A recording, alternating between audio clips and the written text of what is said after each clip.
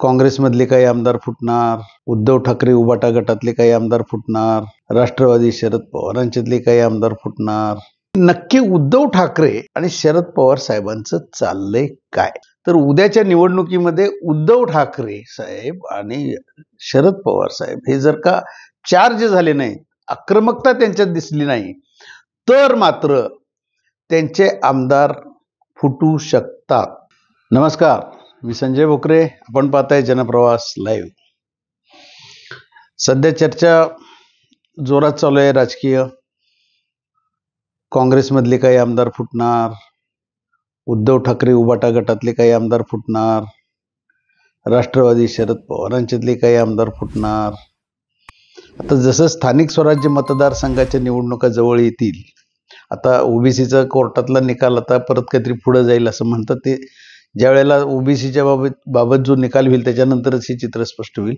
परंतु आता एक नक्की आहे की स्थानिक स्वराज्य मतदारसंघाच्या निवडणुका होणार, हे तर आता बऱ्यापैकी दिसायला लागले चित्र. आणि आज विश्लेषणाचा मुद्दा तोच आहे की नक्की उद्धव ठाकरे आणि शरद पवार साहेबांचं चाललंय काय? मधल्या काळात म्हणजे ज्या वेळेला अमित शहा गृहमंत्र्यांनी येऊन तोफ डागली पवार साहेबांच्यावर, त्याच्या आधीच्या काळातलं मी म्हणतोय. जसं पवार साहेब दिल्लीत जाऊन आले, साहित्य संमेलनाचं निमंत्रणाच्या निमित्तानं पंतप्रधान नरेंद्र मोदी साहेबांची भेट घेतली, आणि काय काय नुसतं ती भेट हे निमित्त सुद्धा असू शकतं, काहीतरी नक्की चर्चा झालेली होती, नक्कीच चर्चा झालेली होती.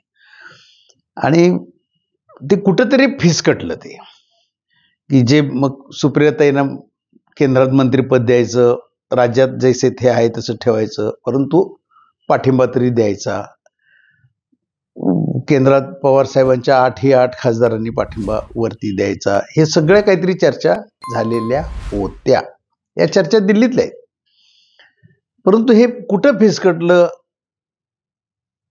तर हे परत राज्यात काय? आज अजितदादा पवार साहेबांची साथ सोडून आलेत. अजितदादांना तर किंमत दिलेलीच आहे भारतीय जनता पक्षानं, हे मान्यच करावं लागेल. म्हणजे आल्या आल्या अर्थ खातं, उपमुख्यमंत्री पद, परत आता आणि परत उपमुख्यमंत्री पद, आणि परत अर्थ खातंही दिलेलं आहे. म्हणजे आधी दिलं तसंच आहे, पण दादांची किंमत ठेवलेली आहे. आणि दादांनी सुद्धा भारतीय जनता पक्षाला लगेच पाठिंबा देऊन टाकलेला आहे. त्यामुळे दादा हे आता तरी दादांना काही अंतर भारतीय जनता पक्ष देईल अशी अवस्था नाही, आणि एकनाथ शिंदेना पण अंतर देईल आता भारतीय जनता पक्ष अशी अवस्था नाही आहे. आता जे चाललंय की उदय सामंत असं करतील तसं अजिबात नाही, तसं चित्र नाही. उदय सामंत हे एकनाथ शिंदेच्या बरोबर एकनिष्ठच आहेत, हे मान्यच करावं लागेल. आता ते खासदार संजय राऊत साहेबांनी काहीतरी बोलले की असं होणार आहे, ते बाकीचे हे चर्चा सोडून द्या. आत्ता विषय महत्वाचा कुठला आहे, तर उद्याच्या निवडणुकीमध्ये उद्धव ठाकरे साहेब आणि शरद पवार साहेब हे जर का चार्ज झाले नाही, आक्रमकता त्यांच्यात दिसली नाही, तर मात्र त्यांचे आमदार फुटू शकतात. आणि देवाभाऊ नक्कीच काहीतरी राजकारण त्यांच्या डोक्यात शिजत असणार. वेट अँड वॉचची भूमिका त्यांची आहे आता. तसं ते गप्प होऊन बसणार नाहीत. कूटनीतिकार म्हणून देवाभाऊ प्रसिद्धच आहेत. आणि आगामी काळात परत भारतीय जनता पक्ष हा स्वतंत्र लढून राज्यात स्वतःचा मुख्यमंत्री कसा बनवायचा ह्या प्रयत्नात असणार, आणि का असू नये, कुणीही असणार. परंतु आत्ता जो विषय आहे तो उद्धव ठाकरे साहेब आणि शरद पवार साहेब हे जागे होणार आहेत. आता एक नक्की आहे की अमित शहानी तोफ डागून गेलेले आहेत. धडधडीत शरद पवारांच्यावर त्यांनी तोफ डागली, आरोप केले आणि निघून गेले. त्यामुळे आता पवार साहेब जातील, सुप्रियाताईंना आपलं केंद्रात मंत्रीपद देतील वगैरे, हे विषय बारगळलेले दिसत आहेत. हे आता हे चित्र स्पष्ट झालंय. नाहीतर अमित शहानी अशी तोफ डागली असती का? अजिबात डागली नसती. कुठंतरी हे फिसकटलेलं दिसतंय गणित. आणि जयंत पाटील, आता जयंत पाटील इकडं जाणार, आता बहुतेक त्यांनाही दारं यांनी महायुतीनं बंद केलेली असावीत. कारण त्याच वेळेला काहीतरी निर्णय व्हायला पाहिजे होते केंद्रात आणि राज्यातले, ते झालेले दिसत नाहीत. कुठंतरी माशी शिंकलेली आहे.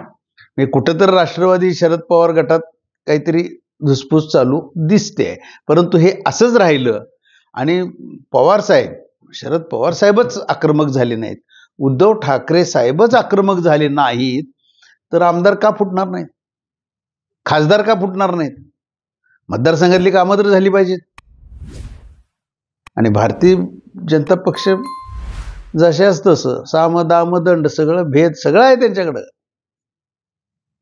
आणि अशा वेळेला स्थानिक स्वराज्य मतदारसंघाच्या निवडणुकीमध्ये आपल्याला परत काहीतरी आपली ताकद दाखवायची असेल तर हे प्रमुख जे दोन नेते आहेत हे आधी एकत्र आहेत, त्यांच्यात धुसफूस नाही. उद्धव ठाकरे साहेब आणि शरद पवार साहेब एक आहेत, हे कुठंतरी चित्र दिसलं गेलं पाहिजे. का त्यांच्यातच धुसफूस काहीतरी असेल तर संपलेला आहे खेळ. मग हे असं बातम्या येतात ते कदाचित खरं सुद्धा होऊन जाईल. आणि ह्याला जबाबदार हे दोन नेतेच असतील. आणि उद्धव ठाकरेंचे आमदारही ह्या पवार साहेबांच्या पेक्षा जास्त आहेत. आज 20 आमदार आहेत त्यांचे. मग तिथंही सुरुंग लागला तर काय, आता पालकमंत्री सगळे झालेले आहेत. एकनाथ शिंदे साहेबांना सुद्धा मुंबई शहर पालकमंत्रीपद, ठाणे हे सगळं आहे त्यांच्याकडं. आणि एकनाथ शिंदेने आपली ताकद दाखवून दिलेली आहे. विधानसभेलाही दाखवले आहे, लोकसभेलाही दाखवले. ते शांत बसतात याचा अर्थ असं घेऊ नये आता की लगेच त्यांचं काहीतरी धुसफूस चालली आहे, ते फुटणार आहे, ते असंच होणार आहे. अजिबात नाही. त्याचं काही असेल असं मला वाटत नाही. सत्ता कोण सोडत नाही. आणि सत्ता लगेच काय त्यानं मुख्यमंत्रीपद दिलंच होतं भारतीय जनता पक्षाने. काय कमी केलं भारतीय जनता पक्षाने हे एकनाथ शिंदे साहेबांना कळते ना. त्यामुळे हे अशा वावड्या उठवण्यात काहीच अर्थ नाही आहे. आत्ता सगळ्यात महत्त्वाचा मुद्दा, आत्ता उबाटा गट आणि शरद पवार राष्ट्रवादी गट हे किती सावधानता बाळगतात, त्यांचे नेते किती आक्रमक होतात, ते किती एकसंध आहेत हे दाखवतात. त्याच्यावरच पुढचं भवितव्य राहील. नाहीतर हे दोन्ही पक्ष नामशेष झालेले सुद्धा दिसतील. एवढं भारतीय जनता पक्ष आता आक्रमक आहे. केंद्रातली सत्ता जाईल, नरेंद्र मोदी जातील आणि मग परत इंडिया आघाडीत मधली सगळी तोट एकाच इकडे आहे. त्यामुळे ते आता परिस्थिती तशी काही दिसत नाहीये. नाहीतर अमित शहानी एवढी तोप डागलीच नसते हो पवार साहेबांच्यावर इथे येऊन महाराष्ट्रामध्ये. शक्य नाही. तर अशा वेळेला यांनीच आपण विरोधी सगळे आपण एकत्र आहोत आणि आता आपण आक्रमक झालोय आणि अशी पद्धतीनं जर का उतरले तरच काहीतरी भवितव्य ह्या दोन्ही पक्षांना राहील अशी आता अवस्था दिसते. बघूया राजकारण कसं आता घडत जाईल याच्यावर आपण लक्ष ठेवून आहोत. आज इथंच थांबू, उद्या पुढच्या भागात.